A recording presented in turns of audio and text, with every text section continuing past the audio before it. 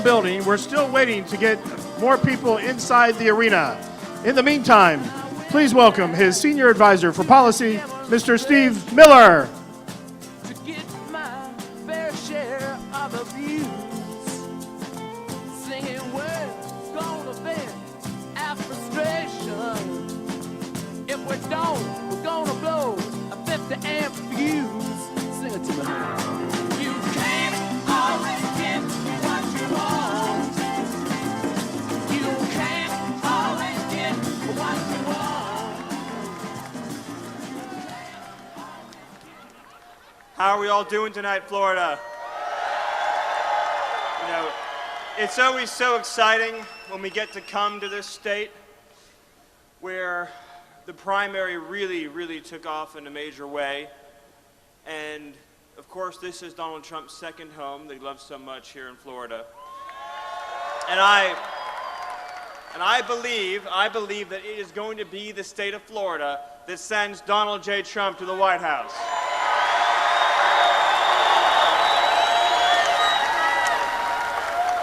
Now, there are a lot of issues in this race that are very important to all of us. Recently, Donald Trump gave a speech in Detroit you may have seen about the future for our economy. And in that speech, he said that the biggest hoax in politics today is the pretend claim that our unemployment rate is 5%. Right. I mean, 5%, folks. Let's think about this. So we've got 94 million Americans outside the labor force. In a city like Detroit, half of people aren't working. Nearly 1 in 4 people between the ages of 25 and 54 are not employed. 58% of African American youth don't have jobs. You have 40% underemployment for recent college graduates. And on I could go. You've seen another 12 million people added to the food stamp rules under Obama, but the unemployment rate is 5%. Right? It is part of the machine, folks. It's part of the machine, the Clinton machine, the media machine, the donor machine, that's trying to keep the working people down. Now, we've seen a few other issues this week that are worth going through. Now, how many of you have seen the headline today that the FBI wanted to investigate the Clinton Foundation, but Obama's DOJ said no? You've seen this, right? Now,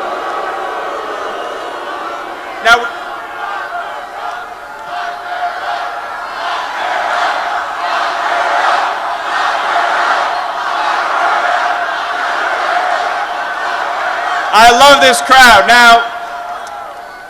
Now we also learned from a batch of emails that was released this week by court order about more pay-for-play scandals at the Clinton Foundation, right? And so the way it works is you give money to the Clinton Foundation, or you give money for speaking fees to Bill, and then you get whatever you want. The world's your oyster. If you have enough money, if you own a big bank, you get whatever you want from the Clintons. And you know, folks, you see a lot of rhetoric. You see a lot of rhetoric in these races. But you know what doesn't lie? Money doesn't lie. And all the folks who've been driving this country into the ground are opening up their wallets to give to Hillary Clinton. They know the truth, which is that they own her decisions, and if she goes into the White House, they're going to own this country. Yep. Now, we'll never really know the full extent of Hillary's corruption because she deleted those 30,000 emails, right? Now, let me ask you a question. It's a very simple question, but you won't see it asked very often. Do innocent people delete 30,000 emails? Do innocent people burn evidence? No. Innocent people don't. The reality is that people who delete 30,000 emails, destroy the evidence, wipe the server, melt it all down, are people who are guilty as sin.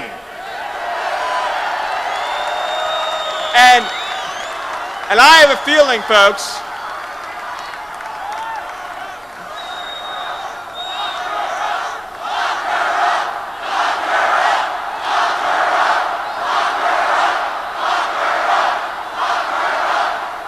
You know, folks, if President Obama really cared about national security, the first thing that he would do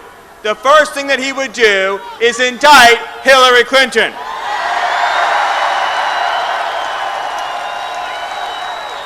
You know, I have a feeling, folks, I don't think that the good and decent people of this country are going to put into the White House a person who sells favors for cash as Secretary of State, who illegally stores her email on a private server, putting at risk the lives of every person in this country and the lives of every person overseas who is helping this country. They're not going to reward with the highest office in the land someone who was given the office of Secretary of State and abused it beyond anything we have ever seen in the history of this country.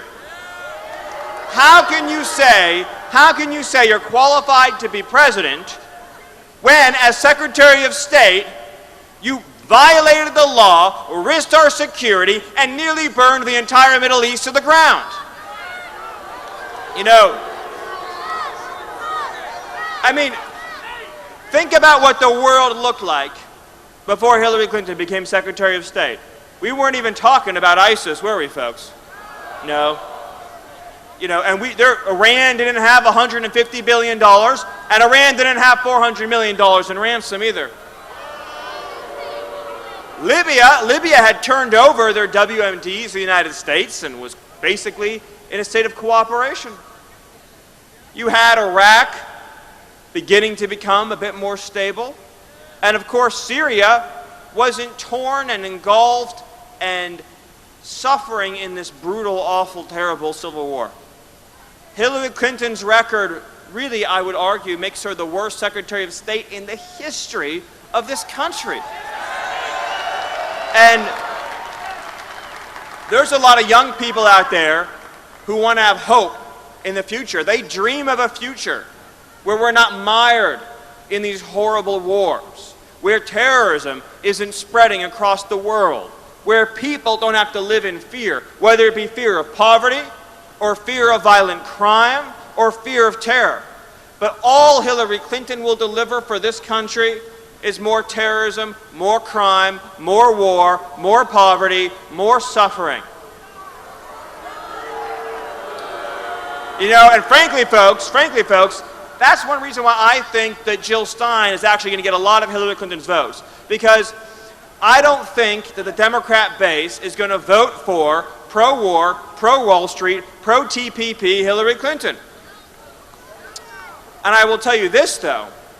Democrats and independents and Republicans who want to bring this country back are going to line up and vote for Donald J. Trump.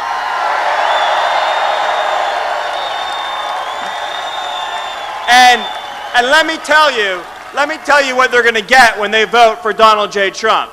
Let me list a few things. One, you're going to get a tax policy that's going to let you keep more of your hard-earned money.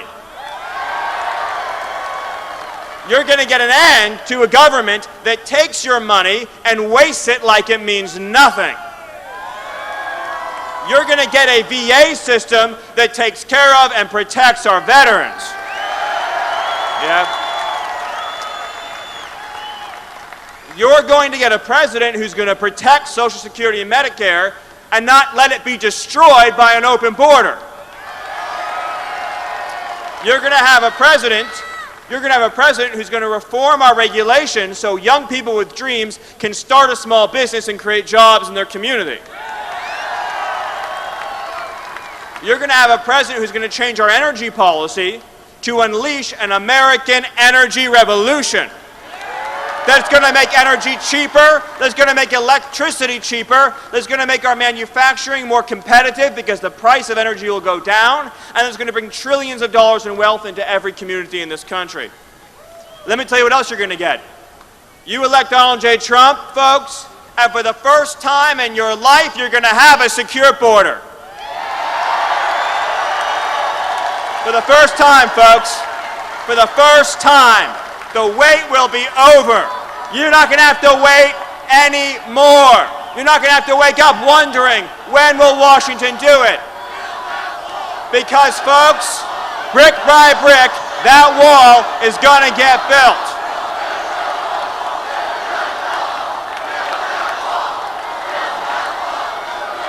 And you know what's going to happen? You know what's going to happen when he builds that wall? The drugs aren't going to come in and hurt our children anymore. The cartels aren't going to stream across and terrorize our communities anymore. Innocent people aren't going to be victimized horribly by human traffickers anymore.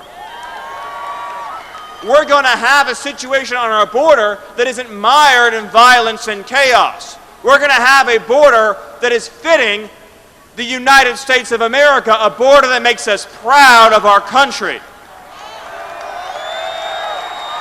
That's noble, that's decent, that's compassionate. Let me tell you what else you're going to get when you vote for Donald J. Trump.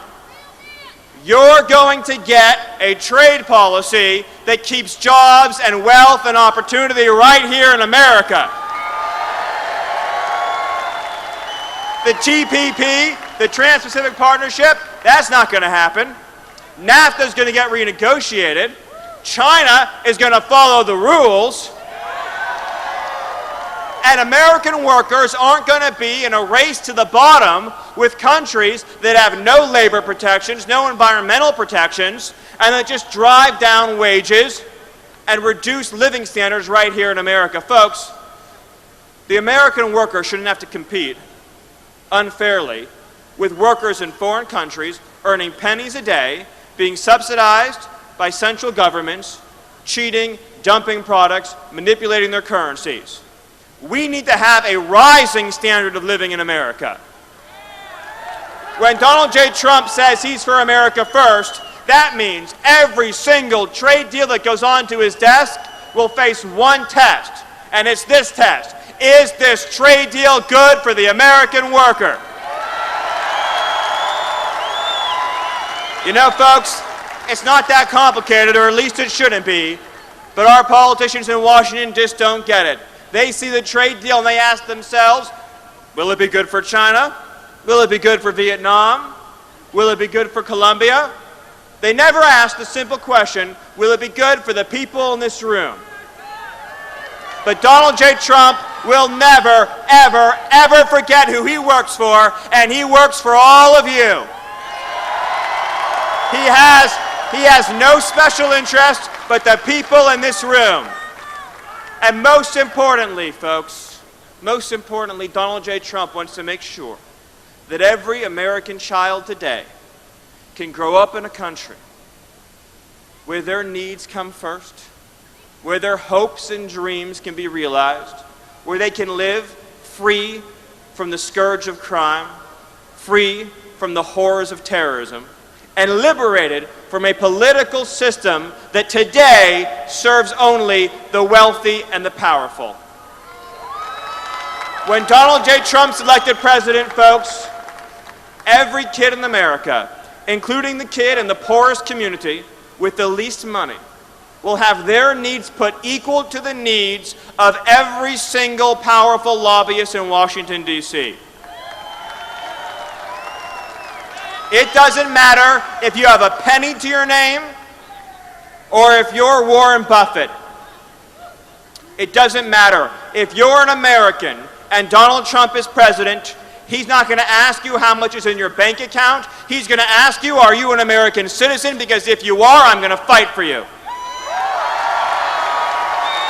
Again, we shouldn't even have to be in this situation. It's a tragedy and a travesty that we've gotten to the point in America where our own leaders and our own government don't believe that American citizens ought to come first in their own country. Where they allow trade deals and economic deals and immigration deals to reduce the standard of living for Americans, to put Americans last in line, whether it be last in line for college or last in line for a job or last in line for security. On the first day of Donald J. Trump's presidency, you're going to be in the front of the line again. And so, folks, in closing, I'm going to ask you one more question, and it's a simple question. But I want you to answer it with such force, with such strength, and with such volume that crooked Hillary can hear you. And the question is this: are you ready to give your last ounce of strength to send Donald J. Trump to the White House? God bless you, God bless this state, and God bless the United States of America. Thank you.